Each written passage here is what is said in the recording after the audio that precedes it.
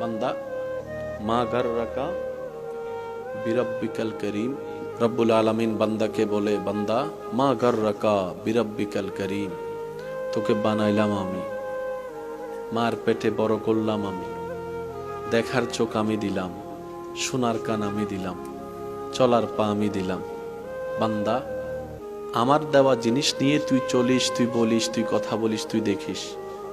আজকে আমার দেওয়া জিনিস নিয়ে তুই আমাকেই ভুলে গেলি।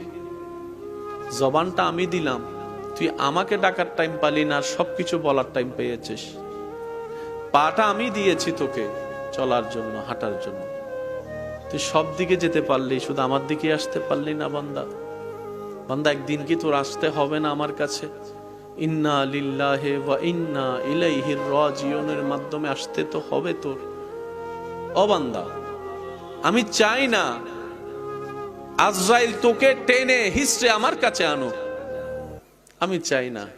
আমি চাই আমার বান্দা খুশি মনে মৃত্যুকে আলিঙ্গন করে আমার কাছে আসুক, আমার কাছে আসুক।